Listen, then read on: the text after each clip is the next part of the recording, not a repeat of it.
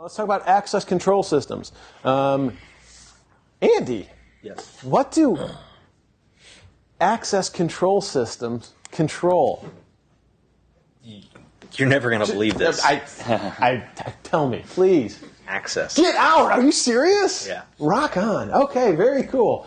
Various elements that we can use in physical access control mechanisms. Access cards and badges. You can have that magnetic stripe that you swipe like a credit card, proximity card that you wave near a detector and it opens it up, or smart cards that actually carry a whole bunch more data than just open the door. Anyone work in DoD and see their cards? Know what they're called? CAC, Common Access Cards, right? What do they have on there? Chip. Yes, they have a chip embedded in it. What else do they have on the card itself? Everything, right? They've got what? They've got a picture of the military member for visual ID. What else do they have? Your affiliation. Yeah, they have it printed on there as well, too, in text. They tell you what they are. They also have a barcode, one of those huge digital grids that carries like everything. I think it has like the DNA of the soldier on there, right? You know, Those are mostly empty. because there's so much data that they could ram into them, right? They also have a hologram on there for anti-fraud purposes. They do have a magnetic strip, I think, for when they feed them into that CAC reader that they can hook to USB to any laptop or machine, right? Pretty impressive stuff. Access control head is a system. Usually it's got a software interface. It logs all the activity. You can hook it to your cameras, and you can see who opened what door. Oh, Dan's going through that door now. Let's switch to that camera. Boom, there he is. Best application of this technology I've ever seen failed, or at least the best overt application of this technology I've ever seen failed. It was at IAAPA, the International Amusement Park Association's trade fair in Florida. What's that, Brian? Is it interesting? It existed. It is fascinating. They have a giant convention center. They put all the latest games and toys and rides inside, and you can spend all day going through. All right, yes, I'm an adult. Yes, it was a very cool trade fair. Inside, they had this one vendor that had this, what I thought was one of the coolest technologies. All amusement parks are going to the wristband RFIDs right now. Anyway, you've been to Disney recently, right? Yeah. How do they run their lockers? You put a quarter in the slot. Oh, okay. I never used a locker. Okay. How do they run admissions? Do you put your ticket card, in the thing? yeah. It was when I was there. That was 2 years ago. 2 years ago. What's the card hooked to? Did they make you give a thumbprint? Oh, yeah, thumbprint. Thumbprint, yeah. You don't even remember, right? We give away this data. Yeah. For their lockers, instead of that key, that orange key that at the swimming pool when you were a kid, you hooked it to your swimsuit. It's thumbprint now. You put your thumbprint, you open up the locker, put your stuff in. At the end of the day, you come back, biometric back into the locker. High tech stuff. The one at the amusement park that blew me away was called My Day at the Park, and it gave you the wristband with the RFID in it, and it tied into the CCTV system in the park security system and burned it to a DVD. It would follow you around the park, and the camera view of you being at the park wherever you went would be captured on this disc in real time. At the end of the day, you paid $20, you got the DVD, and you got to watch yourself go through the park in that real grainy, staggery black and white of the security thing. Can I pay them $20 not to do that for me? Yeah. It's a pretty cool technology, and it's also kind of spooky, isn't it? That's like enemy of the state stuff, the Will Smith, Gene Hackman level. Yeah. And that's what actually made me think. I mean, they could go by you in a subway and just, put an adhesive RFID on the back of your sweater, and they're following you. Every ATM machine, every... All right, now we're being paranoid. Huh? Did you see that thing where the guy from Hamas was killed over in Dubai, and they reconstructed the assassination team through video camera footage? Their entire day they ended up mapping out because they had video footage from all over the city of these people that came in and killed him. Oh, I don't doubt that. Oh, that's how they solved the London bombers on the bus. Is the CCTV. Yeah, MI5 actually went through. They pulled all the tapes from traffic camera. London has 3-to-1 camera ratio to human beings. And London's not a small city. And they pulled all of them, and they just literally stepped through the video. I didn't know they did that. Where was this? This was in Dubai. In Dubai. Yeah, within 24 hours, they had reconstructed the movements of the whole assassination team. See, 24 hours, because usually you need eyeballs on the video. That's impressive. It's quick. They must have used a lot of people, or they must have automated that somehow. That's really cool. How many members on the assassination squad? 6, 8, something like that. Wow. I don't remember Was exactly. he shot, blown up? What was... I hadn't even heard of this. I think strangled or poisoned. Anyway, Wow. they were in his hotel room when he got back. They came out. He never did. So they were able to track them, map them both coming into the hotel and leaving? Oh, yeah, they had him coming into the airport, going to other hotels to change disguises, like staking out the hotel and pretending to be tennis players all day waiting for him. Of course, it was too late to help him, but... Wow. I'm kind of glad they have that technology, and I'm kind of depressed that they have that technology. Yeah, we're nowhere lonely anymore, are we? All right. And with that depressing thought, more access control systems. You can tie them all together with all of your technology. You can even tie it in with your logical technology. It gives you a capability to see more than one place than where you're sitting at. The one big thing cameras gave us is you don't need that guard with the flashlight walking around. He can simulate being there by having a camera in his stead, right? Assessment. Let the operator decide what it is they're going to have to react to. Again, when it comes to casino gambling, the eye in the sky is better served by someone who knows what to look for so they can decide whether they're going to elevate the response there. Deterrence. And this is the problem with putting it in a bush. You want that camera there to actually keep people from doing bad stuff.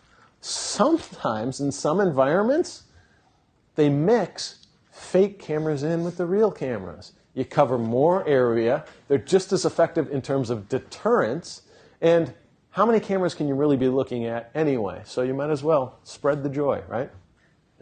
We had vandalism in my plan where I live, right? And it's one of those where the mailboxes are in a common area. I'm on the board. We bought fake cameras and put up signs saying this area under video surveillance, just black boxes just to try and prevent. And have you seen a drop-off on vandalism? Yeah, we haven't had any vandalism. Nothing. In 2 years now or whatever. So all you have to do is raise their perception of risk. That's a perfect example. Awesome. Real footage can help in prosecuting, though. That's pretty good. I'm not going to name names because it's unfair to the people involved, but I have a good friend who was busted for DUI. And he was ready to fight it, go to court and try to get it knocked down. And his attorney was all on board. He got one of those billboard attorneys that said, do you have a DUI? Come hire me. And she went to the first hearing with the prosecutor, and she came back to him afterwards, and they sat down and had some coffee, and she said, look, they showed me the video, the dashboard video from the police cruiser where he was doing the field sobriety test. She said, you don't want that shown in court. You don't want that shown in court. Plead guilty. Just throw yourself on the mercy of the court, because after they're all done laughing, they're going to throw the book at you. It can be used as very good evidence. Very good evidence. He said he wanted to see the tape. He was curious as to what he had done that night. It was not me. Right? Someone I know. Color cameras offer more information, such as, Andy? Colors. Yeah. The color of their attire, right? I mean, pretty straightforward things. Needs more light, though. You need more light. Some cameras, again, like those nanny cams I was talking about, will switch automatically. When they know that they don't have enough light for color, they'll kick over to black and white. Pretty cool stuff. Outdoors need a housing, right? They need to be protected. They need a case of some sort. Do they use traffic cameras here? They use some? Yeah. In Washington, D.C., they are everywhere.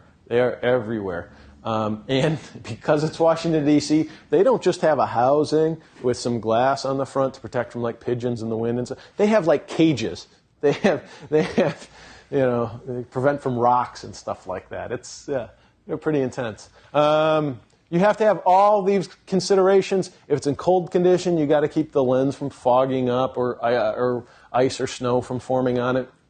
Auto iris does what? What does auto iris do? Shrinks the size of the diameter, allows in more light, and it helps you focus. Filters for reducing your lighting needs. Less of a filter allows more light, of course. You don't want direct sunlight. You don't want to burn out the camera or get too much glare so you can make out the images. And why are you going to avoid too much sky? What does that mean? What does that mean? If it's pointed up, you're not really getting anything. You're not getting anything good, and you're wasting data. You're capturing a whole lot of blue for no purpose. And that can wash out the camera image, too. So you mount them high, shoot down, hit the ground, and you get a better perspective anyway. Neutral density filters, I don't know of any that improve light. They only... By removing them. Yeah. By removing them. By being able to take the filter off. Oh, okay. Yes, yeah. Okay. Sorry. Fixed position cameras. Just like they sound, they ain't going anywhere. They're very good for motion detection because they take that baseline and then they can actually, because they've digitized the image, they can see the difference there. Again, some of these nanny cams, very, very impressive, sophisticated technology. What they're doing is they're taking snapshots every few microseconds and they're comparing one to the other mathematically. If there's any difference in them, that's when they turn on the recording. Pretty cool stuff. They're lower cost than movable, obviously, because they have less hardware. They're not good for viewing a dynamic event. They're for pre-alarm. Why? Because you can't turn them to watch. Like, there he goes, and you're stuck. You can't do anything about it. Pan, tilt, zoom, obviously they can move. A lot more expensive, and they can help your observers make a better informed decision as to what's going on because they can follow an intruder. Dome cameras, a lot more aesthetically pleasing. If you're going to put it in among employees and you don't want employees to feel like they're being snooped on, this is better. The deterrent factor may still be there, but the creepiness is kind of lost. IP cameras, they go over the internet.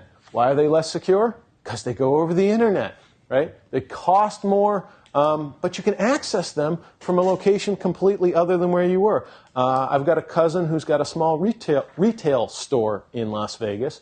She can monitor the store when she goes home at night. She can just pull it up on her browser and look at it from there. Simple implementation. Those things are getting cheaper and cheaper too. Lenses.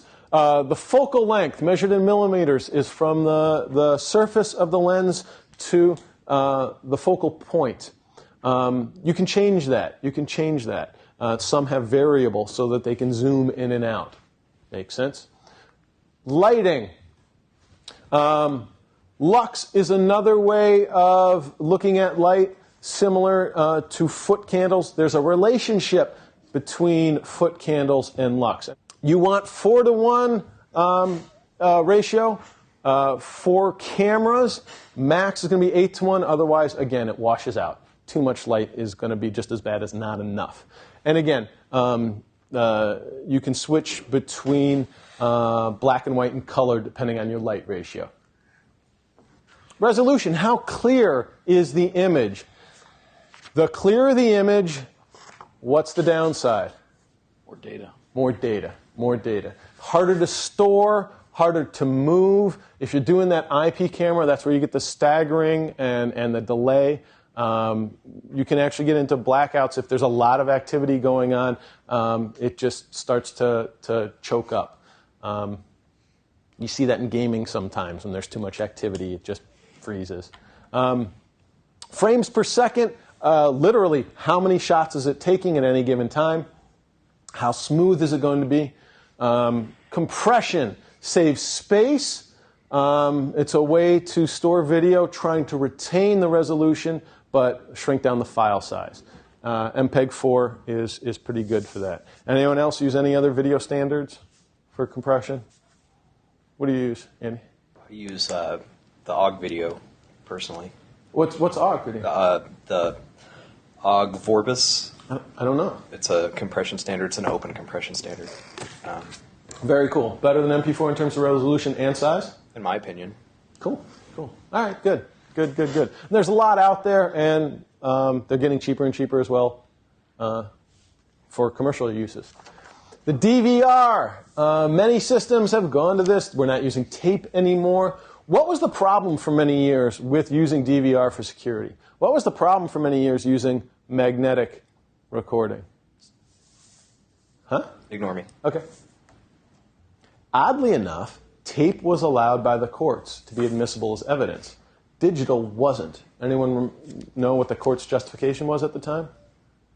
Digital can be more easily altered. Yeah. It had less evidence that it had been altered, right? It was less detectable that it had been altered. They were going with the whole Forrest Gump thing.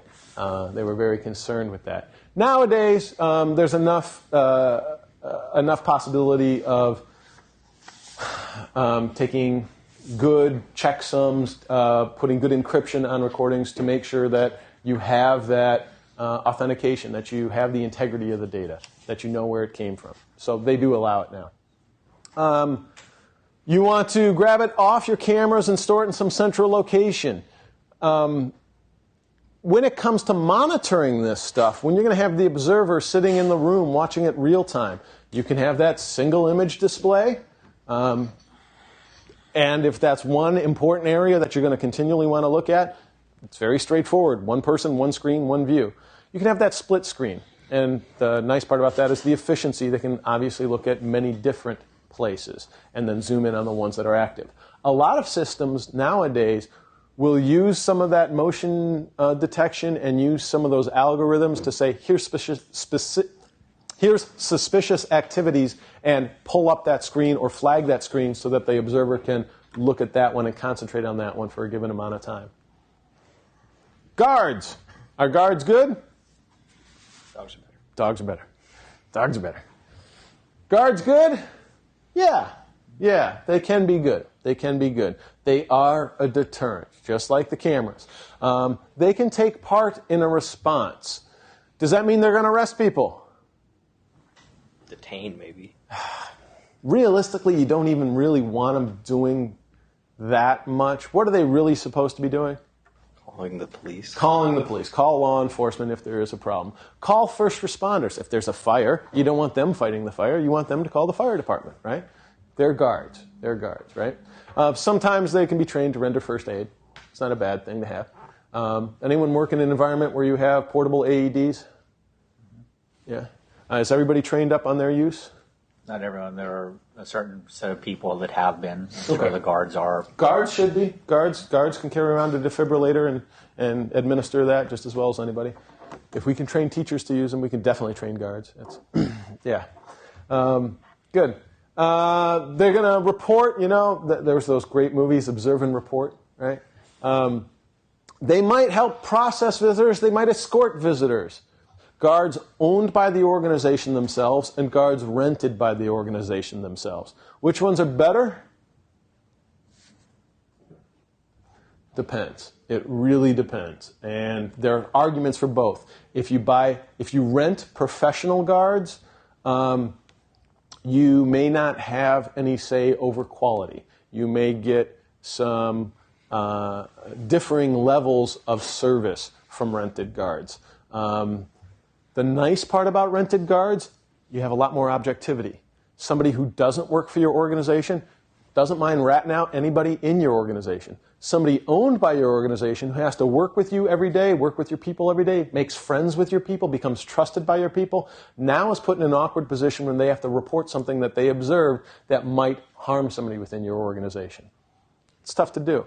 But you can maintain quality. You can issue your own snazzy uniforms to your guards. You make them feel part of the team. They're invited to the company picnic. They have more loyalty to the organization as well. There's also the hybrid. You can do a little of both. I'll tell you one horror story about guards. I have done, like I said, I've done physical security. I did contract security guard work in Las Vegas. Las Vegas has huge conventions. Some of the security guards are used during these conventions to protect the trade show material. I remember one in particular was the It wasn't Comdex, but it was the Consumer Electronics Show, CES, and they had an entire floor all dedicated to car stereos. And there was one where there's a Corvette parked there, and the entire back of the car was a stereo. It was all just speakers and amps and everything like that. Highly valuable stuff, hundreds of thousands of dollars worth of hardware. So not only did we have roving guards walking in and among the things, some of the vendors had gone and rented their own guards to sit in their booth for the duration of the show during the nights when the floor is supposed to be cleared. Because it took so many guards, the security firms in town had depleted all of their personnel, both full-time and on call. Where do you think they got extra bodies? Slot machines. That would be Bums. That would be a step up. Say it again? Bums. Yeah. They went to the men's homeless shelter. They handed out T-shirts and $10 bills, and they got bums to represent their firm and sit and watch tens of thousands of dollars worth of gear.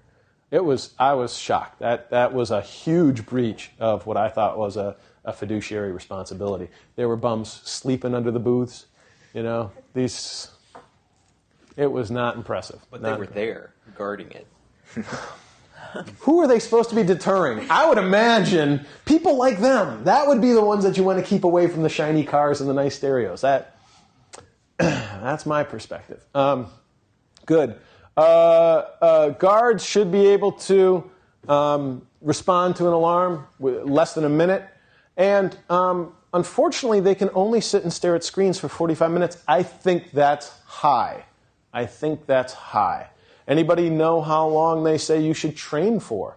How long? What's that? 15 minutes. About 15 to 20 minutes. 15 to 20 minutes. 45 minutes. Even a well-trained, highly intelligent person, especially a well-trained, highly intelligent person, is going to have a hard time staring at a screen of nothing for 3/4 of an hour. Tough trade-offs.